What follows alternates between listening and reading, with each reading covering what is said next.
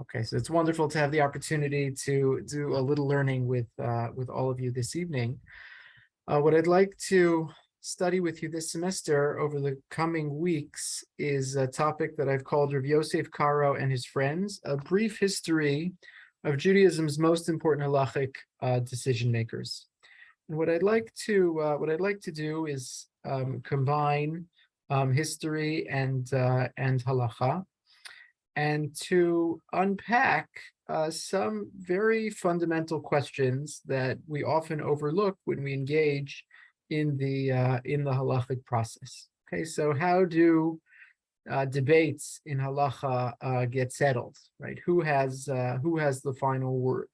And importantly, I think anyone who's engaged in learning halacha, studying halacha, listening to piskei halacha, understands intuitively that the Shulchan Aruch plays an outsized role. Rabbi Yosef Karo's works play an outsized role in these conversations. And sort of the $64,000 question when it comes to the history of halacha and any engagement with the halachic process, the question is how did that become so?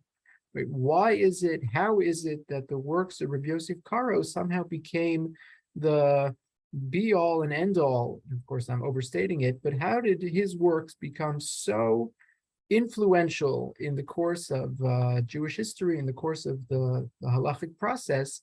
Why is that, and how are we to understand it, and what are we to make of it? So part of what I want to study with you is the background of who this man was, and then importantly, what it is that he contributed and how his works were received, both during his lifetime and subsequent to his lifetime. And part of how I want to structure this is that for the first part of each session, we'll study a particular person or particular work, and then we'll circle back to the Beis Yosef, which is, as we'll see, one of, or perhaps the seminal work of Rabbi Yosef Karo. And what I want to do over the coming weeks is just slowly to introduce the work itself. Right? So I think oftentimes people who are learning this topic either learn about the person and about the work, or they just jump right in and they learn the halachos of X, Y, or Z. And I want to try, maybe ambitiously, to do both. Okay, so we're going to engage in the kind of meta process, and then we're actually going to learn and engage in the text itself, so that everyone who participates in this will walk away having learned sugya or several sugyas in the Beis Yosef to get a real flavor for what it is that he does, what it is that he's doing, and what it is that he contributes to this process. And with Hanukkah 6 or so weeks away, I thought that would be a nice place to jump in. So hopefully the timing works out, but I'll reserve some time at the end of each session, to jump into the actual work of the Beis Yosef as we progress over these weeks.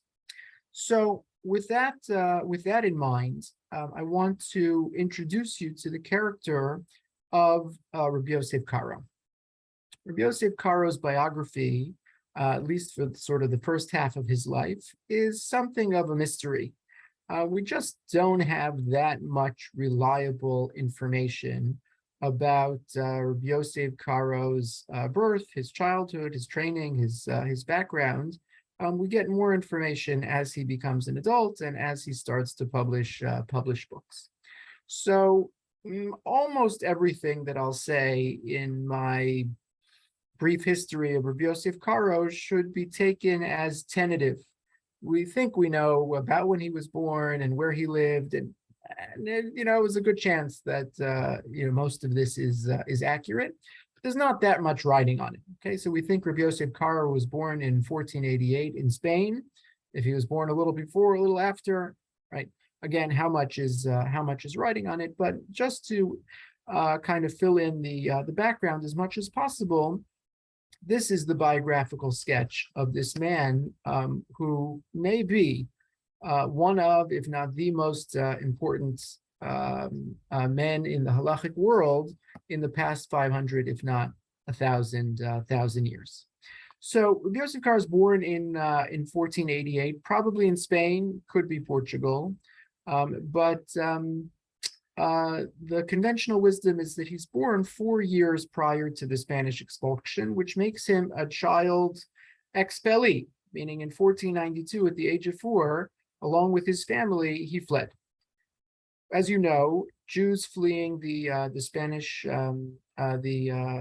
expulsion, Jews fleeing during the Spanish expulsion, I should say, ended up in a whole host of communities. Right, they went in every possible direction. So some of them headed north and ended up going over the Pyrenees into France, or even further northern parts of Europe. Many of them fled to parts of the Ottoman Empire, including Greece, present-day Greece, Turkey, Palestine, Northern Africa, and beyond.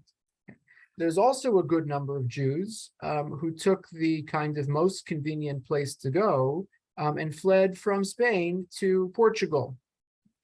The problem was that was a very short-lived solution, because in 1492, Spain expelled its Jews, and 5 years later, in 1497, Portugal expelled its Jews, which meant that little Yosef Karo, along with his family, was forced to flee again.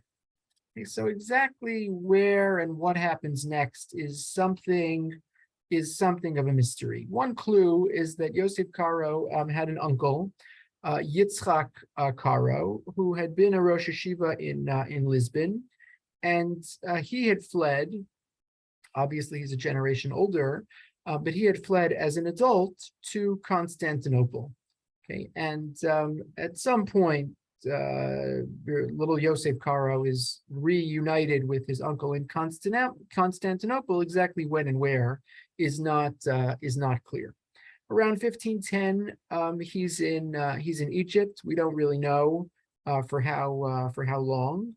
It seems that he spent most of his time in the Ottoman Empire from 1497 really until about 1536, when he emigrates finally to Palestine. So during that whole period, right, from 1497 until 1536, he does a lot of traveling. He's in Constantinople at some point. He's in Istanbul at some point. I'm sorry, not in Istanbul, but he's in Constantinople and Salonika.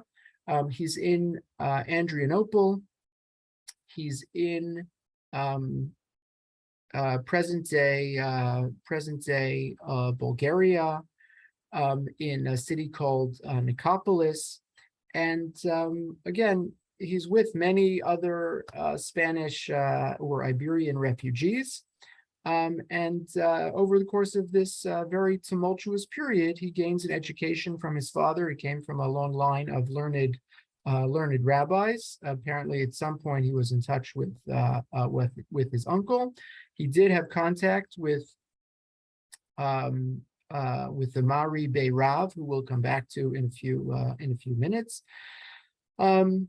And we'll just pause for a second to talk about the 500th anniversary of this year. Okay, so this is not widely known, but 2022 is an important year in Jewish history because it celebrates the 500th anniversary of the date in which Rabbi Yosef Karo embarked on the writing of his magnum opus, of his landmark work, the Beis Yosef. I usually use the Ashkenazic pronunciation of these terms because I myself am Ashkenazic, and if we're talking about Ashkenazic Jewry, so I always joke, it's like, well, that's how Rashi would have said it. Right? He didn't say it like a modern Hebrew pronounces it. He spoke like an Ashkenazi Jew. In the case of Rabbi Yosef Karo, so he never lived in Ashkenaz. He shortly pronounced his work Beit Yosef. So if I pronounce it Beis Yosef, it only betrays my Ashkenazi background, and you'll have to forgive me. So 1522 is a very important year. 1522, Rabbi Yosef Karo embarks on this work, which is a 20-year project. It takes him 20 years to write the Beis Yosef, and we'll come back to it in a few minutes, which is the topic for tonight's session. But that process begins exactly 500 years ago. There's some speculation that living in Nicopolis, which is again present-day Bulgaria, in 1522. Would have been a smaller community. He may not have had access to books and texts and manuscripts that were important for his work, and he may have traveled to Salonika and Constantinople, which would have been among the largest Jewish communities in the Ottoman Empire at the time, to consult books and manuscripts that may have been otherwise unavailable. Okay, so 1536 or thereabouts. It's a pretty good date. It's either exact or maybe off by 1 year. 1536, Rabbi Yosef Karo leaves Turkey and maybe stops in Egypt, but makes his way to Safed, makes his way to Tzfat. Okay, at the time, the two big population centers in Palestine, to the extent that you could call them big, are in Jerusalem and Tzfat. And Tzfat is by far the bigger and more prosperous and more prominent of the two. Okay, as you know, because you've been there, but this is a golden age for the Jews of Tzfat, and it's a relatively short-lived golden age. By the time you get to the end of the 16th century, for various reasons, principally economic reasons, there's a massive downturn, and Tzfat becomes unsustainable, and the Jewish community there dissolves. So it's a golden age of Tzfat in this time period. There was a fledgling community prior to 1492 already in Tzfat, but a lot of the Jews living in Tzfat in the 16th century are Spanish exiles, and that accounts for a lot of the population when Rabbi Yosef Karo arrives there in or about 1536. Okay, I'll just say parenthetically, because we've talked about this in other occasions, there's a very important event called generally known as the Smicha controversy of 1538. And the 2-minute version is that a man called Rabbi Yaakov Bey Rav, who was basically the chief rabbi of Tzfat, was interested in reinstating the notion of ordination, the notion of smicha, which could only take place in the Holy Land, and it had been dormant for more than 1,000 years. There hadn't been anyone who had received smicha. But based on a conjecture in the Rambam, the Mahari Bey Rab, Rabbi Yaakov Bey Rab, thought it would be possible to reinstitute smicha, which would allow, in principle, the ordinees to constitute a Sanhedrin, and that could create kind of a sea change in what Jewish jurisprudence would look like. The folks in Tzfat, the rabbinic leadership in Tzfat, including Rabbi Yosef Karo, was basically on board. Rabbi Yosef Karo ended up getting smicha and even ordaining one or more of his students. But the rest of the Jewish world, and primarily the Jewish leadership and the rabbinic leadership in Jerusalem, was none too thrilled about this idea, and it never really took off. After a generation or two, it fizzled. Okay. So that's the 2-minute version of the Smicha controversy of 1538, in which Rabbi Yosef Karo played a prominent role. Okay. So I'll just say a couple more words about Rabbi Yosef Karo's biography. He spends just about the better part of his life from 1536 until his death in 1575, again with a couple of years that he may not have been there. He spends the rest of his life in Tzfat. Today you can visit his shul, and you can visit his grave. This is the centerpiece. This is where the author of the Shulchan Aruch, the author of the Beis Yosef, spends the rest of his adult life. So 1488 to 1575, very long and very fruitful life that was led by Rabbi Yosef Karo. Okay, so let me introduce you just in passing to a few of the important works that made Rabbi Yosef Karo famous. And then in a moment, I'll circle back to what we consider the most important work of the Beis Yosef, and we'll flesh that out and talk about what it is and why it's so important. So the Beis Yosef is the work I mentioned he began in 1522, and again we'll circle back to that in a minute.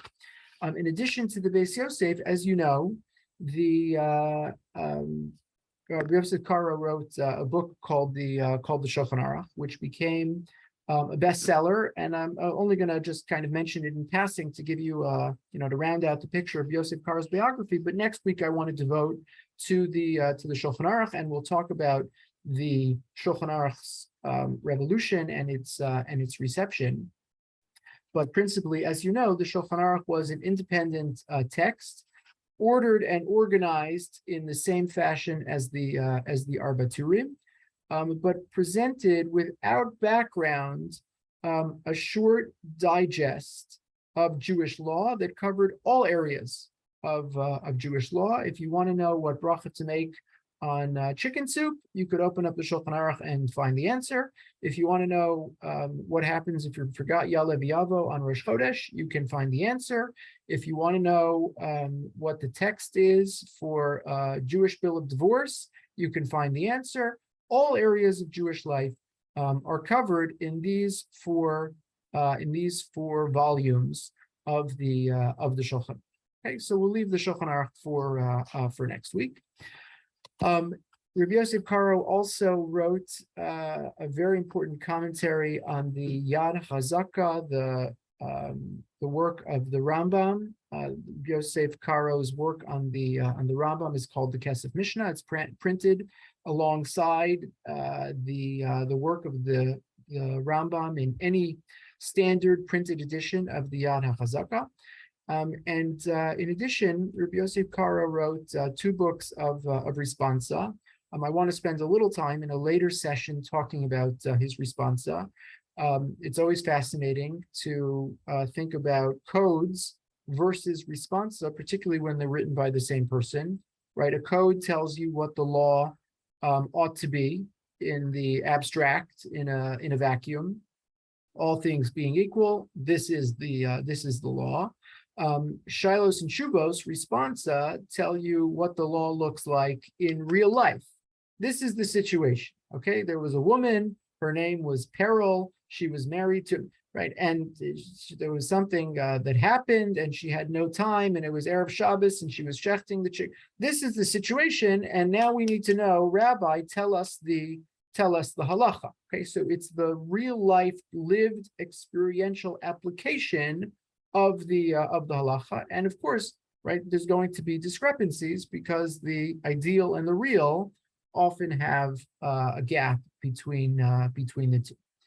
Okay, one of the lesser well-known works of Rabbi Yosef Karo is a book called the Magid Meisharim, and in some ways it's the most telling book in the life of Rabbi Yosef Karo. And this again takes me a little bit outside my comfort zone. But Rabbi Yosef Karo, over a number of years, was visited by a Magid, hence the name Magid Meisharim. What is a Magid? So we usually say a Magid is someone who tells a story. A Magid is a preacher. So a Magid is also an angelic voice. So Rabbi Yosef Karo was, in addition to being a halachist, he also had a mystical inclination. He certainly wasn't mystic in the classic sense, but he had mystical inclinations, and he was certainly expert in mystical texts.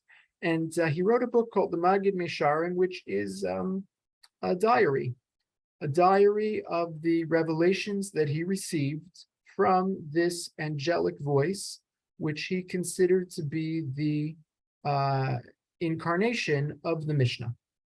Okay, if everything I'm saying, everything that I've said in the last 2 minutes seems surprising or otherworldly, that's only because it's surprising and otherworldly.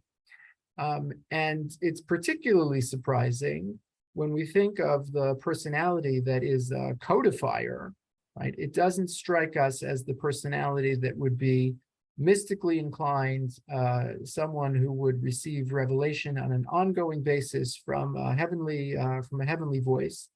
But it's a whole other side of Rabbi Yosef Karo that is typically not known to the layperson.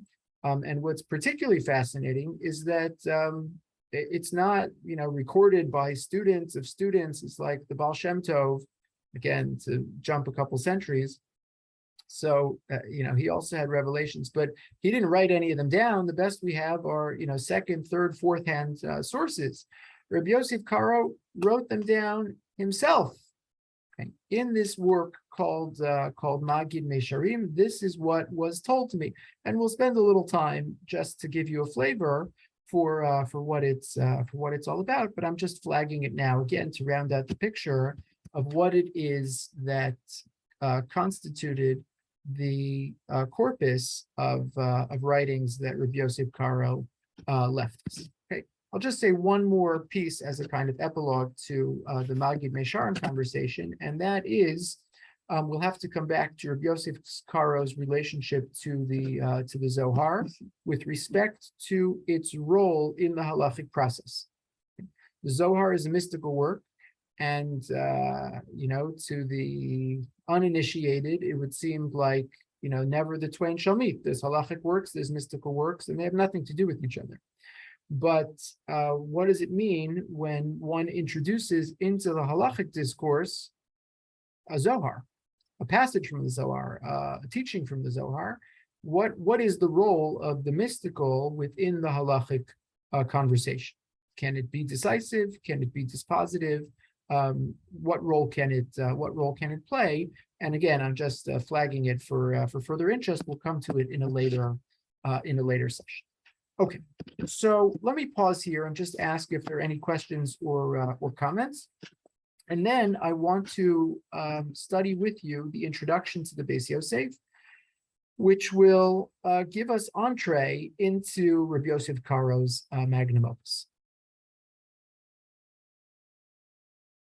Okay, so let me say 2 words of introduction before we actually turn to the text, and I want to study the text with you. It was in the email, but I'll also share it on the screen for those of you who may not have it easily accessible.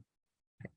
So I'll just share with you one beautiful comment by a man called Moses Gaster. Moses Gaster was a fascinating person. You can Google him. In addition to being kind of early historian at the end of the 19th, beginning of the 20th century, he was also the Chacham of the Spanish-Portuguese congregation in London. For any Jewish history issues that pertain to the Jews of England, Jews of London, so Moses Gaster surely has what to say on the topic. I think one of his books may even be called like The History of the Jews of London. So he has a short essay on the Shulchan Aruch called "The Origin and Sources of the Shulchan Aruch" in the report of the Lady Judith Montefiore College, written in 1893, and he writes the following. I'll put this on the source sheet if you have it. He writes the following about the Beis Yosef. He says, "It was left, however, to Rabbi Joseph Karo to master all that had been written before him, and to apply that vast, unrivaled learning to the explanation of the Torah. In commenting on each section, he laid bare the whole history of each prescription, marshaled all the authorities, expounded and sent forth all the views, and finally, after sifting that material, after weighing argument against argument, he arrived at settled conclusions. each work that was written before his time, each compilation that was made by his predecessors was as a block of marble which he used for the monumental edifice known as the Beis Yosef, the exhaustive commentary to the Torah. So I'll say one more word of introduction, and then we'll turn to the introduction to the Beis Yosef itself, so we can hear what Rabbi Yosef Karo thought that he was doing in his own words, in his own formulation.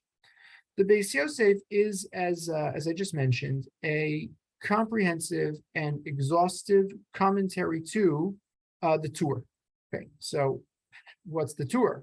So the Torah was a book written in the 14th century by the Arba Turim, a man called Yaakov. We usually just call him Yaakov, the Baal HaTurim, who was the son of the Rosh, Rabbeinu Usher, who was, the great heir to the Tosafist school, the great Ashkenazic posek of his generation. So the author of the Arba Turim wrote this monumental work, which was a code. Okay? And the idea was that this was a summary of the Talmudic sources based on the material that was available to its author, and again representing the Ashkenazic Halakhic orientation. So along comes Rabbi Yosef Karo, and beginning in 1522, a 20-year project to write a commentary to this book, which becomes his Beis Yosef. He finishes it in 1542, and he finally publishes it beginning in the year 1550. Okay, and later on in a later session, we'll certainly talk about the importance of the print revolution, which again is, in the grand scheme of things, brand new. Okay, end of the 15th century, you have the Gutenberg revolution. So now we're mid-16th century, Jewish books are being published for the first time. And that's going to play a major role in the history of the Beis Yosef, the Shulchan Aruch, and in the dissemination of the teachings of Rabbi Yosef. Okay. So let's do some learning together. I want to take you through the introduction of Rabbi Yosef Karo to his magnum opus. I'll share the screen with you. Okay, so we'll just learn these bolded sections. You have it in source number 2 on your source sheet. So what I said a moment ago is a good segue to the introduction, which we're about to see. Vayiki arkolanu hayamim orkanu mikli el kli uvegola halachnu v'kama tzaros tzuros tkufos v'tzaros zulazu ba'aleinu ad kiniskayim banu ba'avonasenu v'avda chachmas chachamav v'azlas yad haTorah v'lamdea ki lo na'asis haTorah Kibeis Toros, Elikatoros, Ein Mispar, Lesibas Rov Hasvarim, and Imtzaim Bever Mishpateha B'Dineh. We're in the exile, we're bouncing around from one place to the next, and it's an age of print, and everyone is looking for a solution, and everyone is printing a book. And it's not just that the Torah is going to get subjected to two opinions, and as the Gemara says, we try to avoid factionalization. It should never look like there are two Torahs. He says, in our generation, it looks like there are many more than two Torahs. Everybody's got a Torah, and that's terrible. V'gam kihem aleim hashalom k'manasam ha'isal ha'ir mechashkenu nimshach lanu yisol ha'or ha'tov sheneheninu mehem aleim hashalom safek u'mavucha rabba biyos kol echad mechaber sefer l'atzmo v'kofel mashikvar kasav. He says, everyone has good intentions, but the end result of what's happened here is that everyone publishes a sefer, and this one is based on the previous one, and you think that it supplants what came before, but it competes with this other one, and I have mine, and you have yours, and no one knows what the actual practice should be because of the proliferation of these books. V'lo yazkir devarav kim timtza kama poskim meviim dim echad stam keilu hu muskam bli shum cholek uchshetachkor b'davar timtza shegedolim chalokim bo kimo shezeh baror b'makomos ein mispar lemisha ayin b'sifrei haposkim v'ayin makom divreim b'gemara poskim hakodmim. Sometimes you'll see something in a book and it'll appear like, oh, everyone agrees this is what everyone does. But you do a little investigation, you find this not everyone does, and this is in fact totally wrong. So he says it's a problem. Okay, he goes on to say, we'll skip the next few paragraphs. He says that one of the other problems is that if you want to go back to the sources, as a general matter, it's very hard because the Talmud is so disorganized. Right? You want to look up a simple halacha, so you might find it, you might not find it. There might be a debate. You might find it in multiple places. It's very difficult to identify sources. The Chida actually writes, a couple centuries later, Rabbi Chaim Yosef David Azulai says that there was a practice in one yeshiva, maybe there's a practice in many yeshivas, that they'd have each student would be responsible for one masechta. So I would memorize Rosh Hashanah and I'd know it backwards and forwards, and you'd memorize Avodah Zarah, and that would be your masechta. And anytime something came up, so if it was from my masechta, I'd contribute. So your masechta, you'd contribute. Okay, but what if you're not in the yeshiva, right? And what if you don't have access to all those people? And what if somebody doesn't remember? So it's not a workable system. So he says, what I want to do is give you the background in an organized and consolidated way. Okay. So he actually writes. He says, because of all of these challenges, I decided I was going to write a commentary. He says, "V'lachein," the next bolded part. He says, "V'lachein hiskamti." So rather than reinvent the wheel, I decided I would write a commentary to an existing text, and where better to start than the biggest, the best, the most famous rabbinic work. So he says, "Va'ala betatzi lesamchu lesefer harambam zal liyoso haposek hayosem purusam ba'olam." Nothing bigger, nothing more well-known, nothing more famous than the work of the Rambam. So my original plan was to write a commentary to the Rambam. V'chazarti bi, and then I changed my mind. I decided that's not what I'm going to do.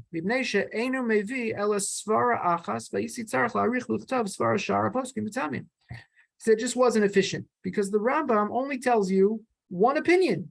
Right, and he doesn't actually cite any debate or any back and forth, and he doesn't give you the rationale and the reason behind his conclusions. He just gives you his conclusions. So he says, I don't want to have to work with such limited material. So I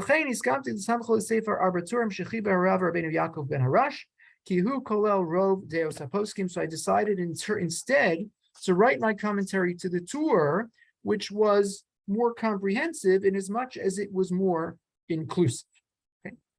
And what I'm going to do is I'm going to give you the background. Where does this come from? I'm going to tell you the sources, and I'm going to fill in the gaps wherever there are gaps.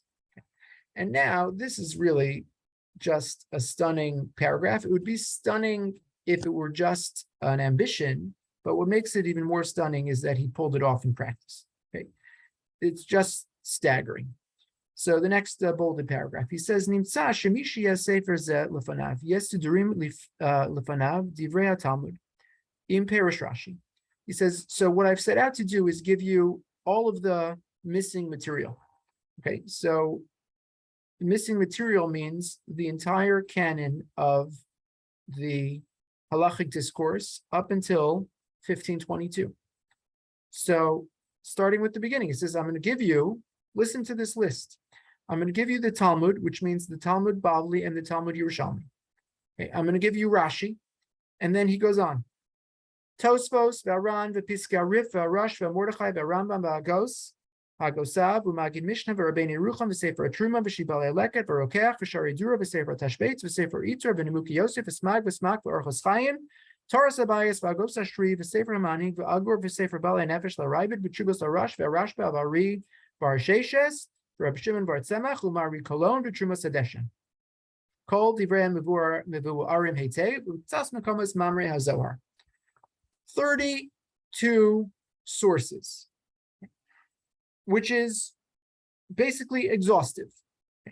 If you're living in the middle of the 16th century and you have a library, so there's a shelf, in your library that says halacha. If you had the most comprehensive halacha library in the universe, this is what would be on your shelf. And he says, I'm going to take not all of these exist in print, by the way. Some of these exist only in manuscript at this time.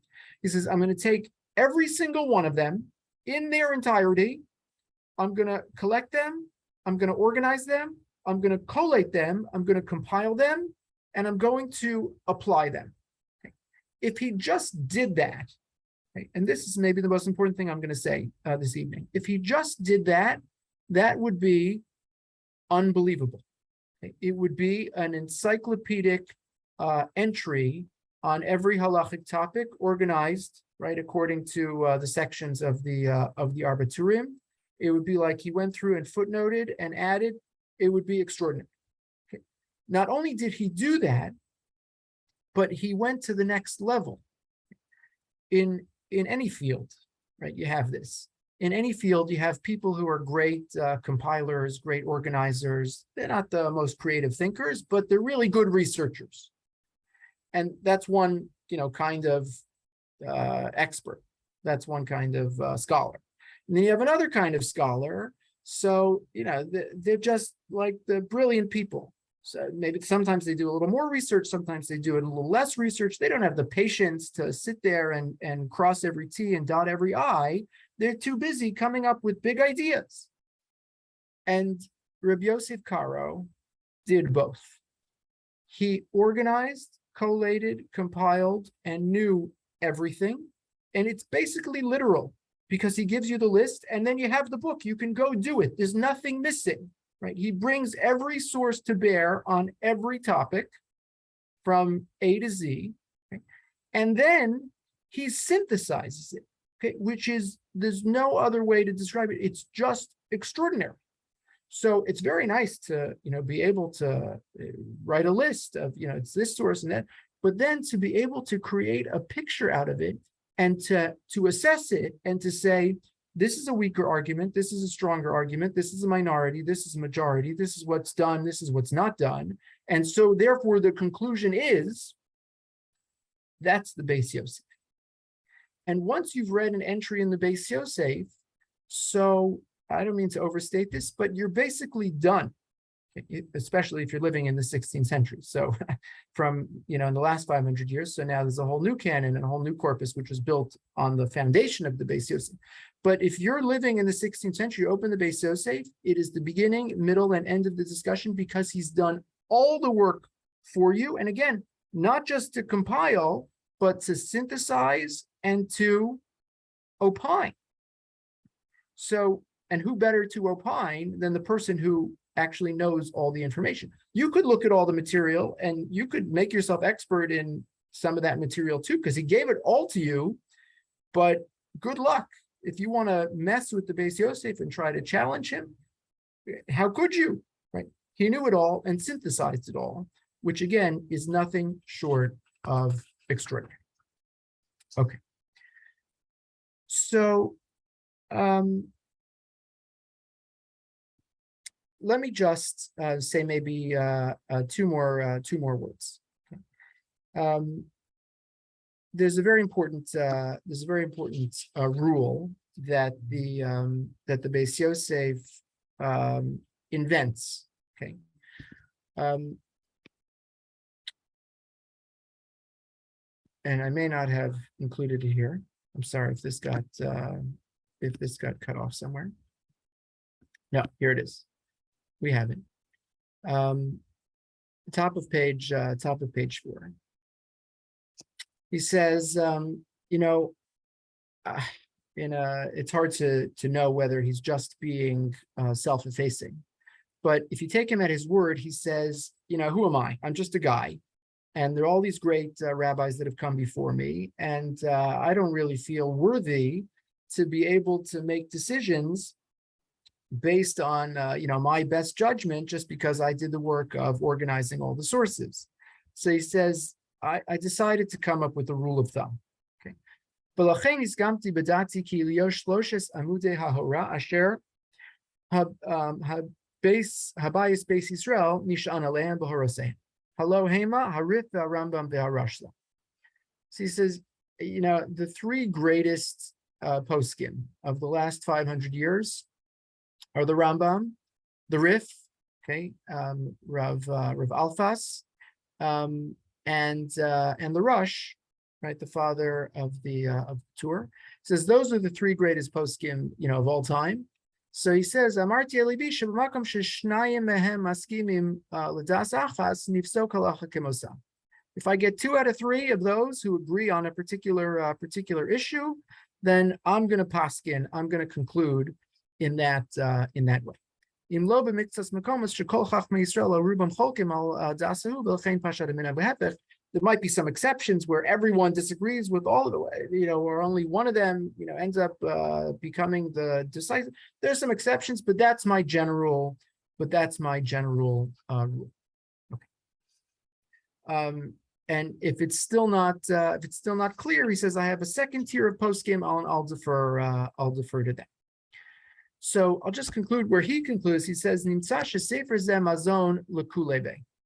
So this sefer is he's calling it the Beis Yosef. He says this is the sustenance for anyone who wants to partake of it. Al kain karasiv Beis Yosef. That's why I called it Beit Yosef. Ki kashem shemi Beis Yosef hayunazonim hakol mazon haguf kach yunazonim b'sefer zeh mazon hanefesh. So he says, think back to my namesake, unnamed Yosef, who was the original Yosef in the Torah. So he was the viceroy in Egypt, and he provided sustenance for his entire family and ultimately for the entire Jewish people. So he says, I'm trying to do the same thing. Yosef Hatzadik, back in Sefer Bereshis, sustained the Jewish people in a physical way by giving them wheat to bake bread. I'm going to give the Jewish people spiritual sustenance by giving them the basis upon which to live a halakhic life. The otam sheni ki zeh chelek mikol amali v'hu bayis ba'olam hazeh u'va'olam haba. Okay, and a little almost tongue-in-cheek, he says it's Beis Yosef, right? It'll be the house of Yosef, in the sense that I hope that through the merit of the work that I'm doing here, I will build for myself a home. Ba'olam hazeh u'ba'olam haba. This will be my reward in the world to come. Okay, let me pause here and ask if there are any questions or comments.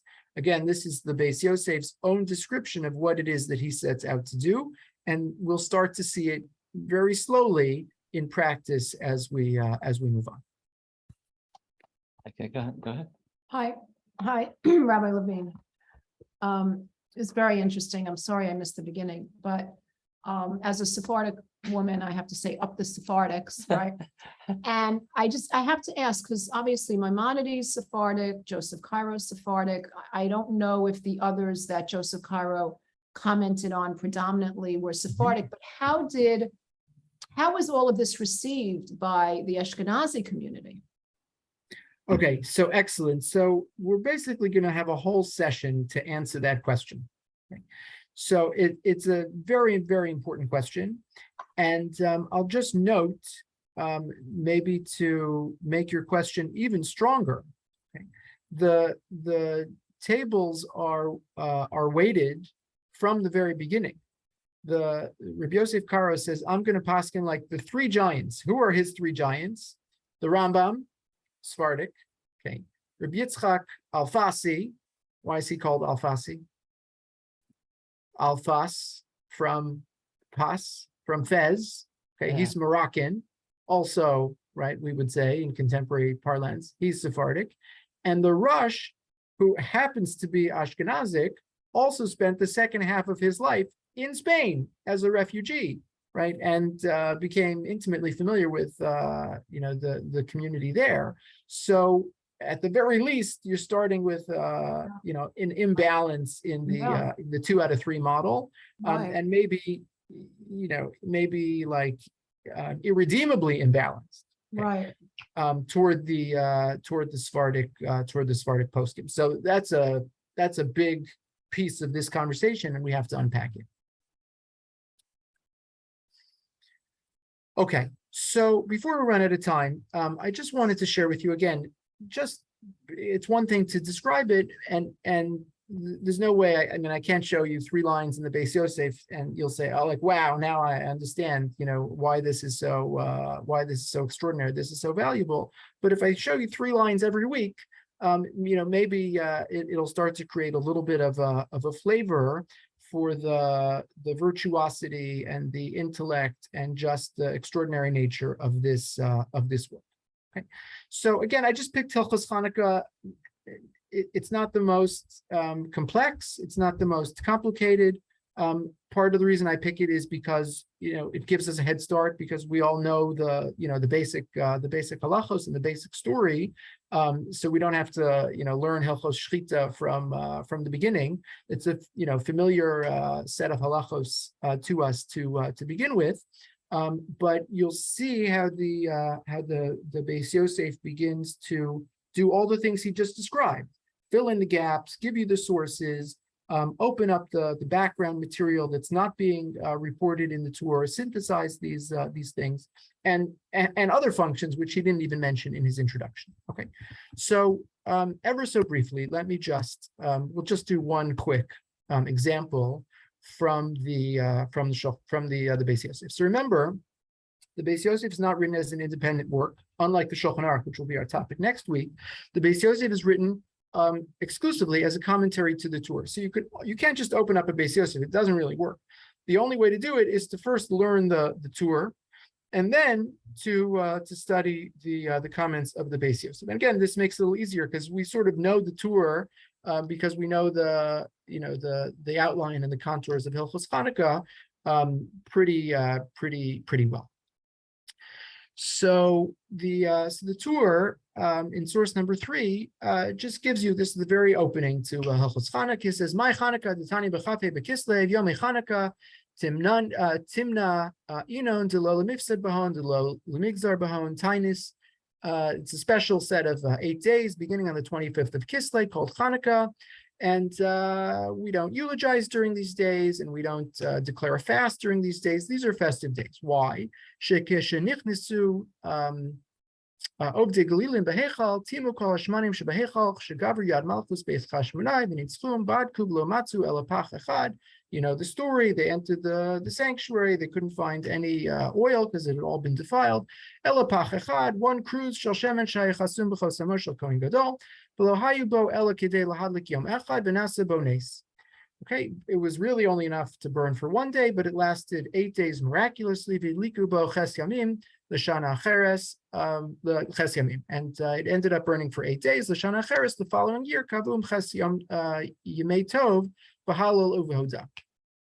so they decided to create an 8-day holiday, which would be celebrated with Hallel and Huda. So jump for a second to the Beis Yosef, and again, it's just a snippet, and it happens to actually be famous for other reasons. But the author of the Beis Yosef asks a very incisive question. He says, "So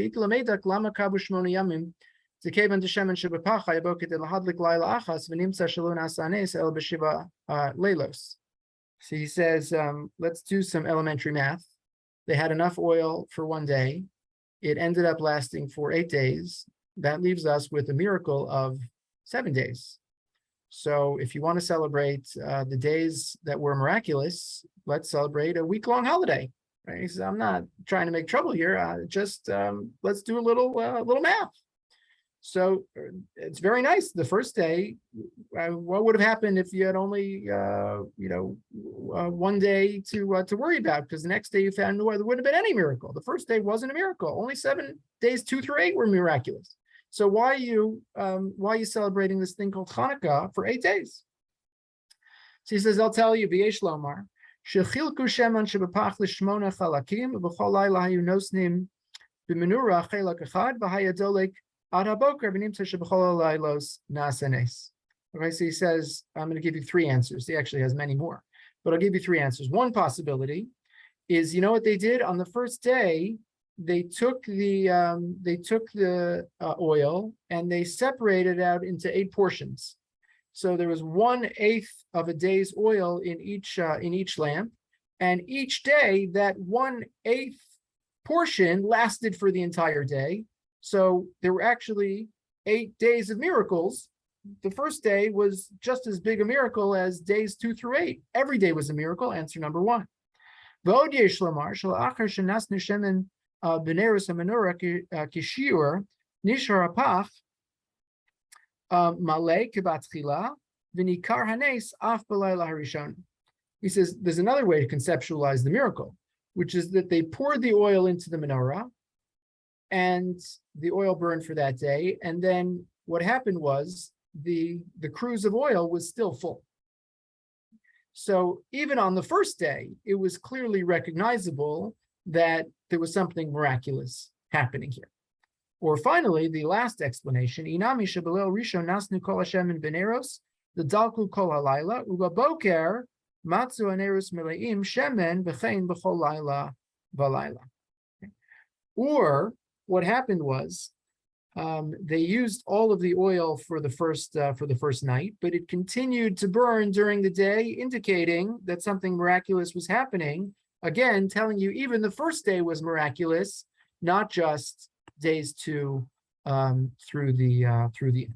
Okay, and again, I don't think he was inventing those answers. He probably discovered them, but he brings them to bear in a place where you might not have thought to ask the question. And if you thought to ask the question, how would you know where to ever look for the answer? He organizes it, he synthesizes it, he tells you what he thinks is the best possible solution. Okay. So this is just a bare bones introduction to the Beis Yosef.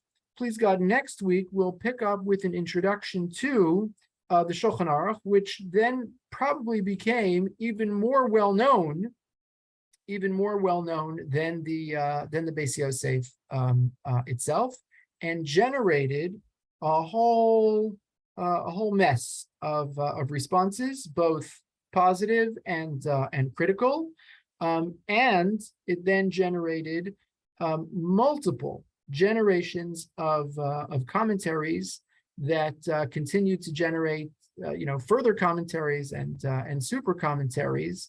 But we have to understand what the Shulchan Aruch was doing, how it differed from the project of the Beis Yosef, and the relationship between the two. So I'll stop here, but happy to stay on and take any questions or comments, and I look forward to continuing with you, please God, next Tuesday.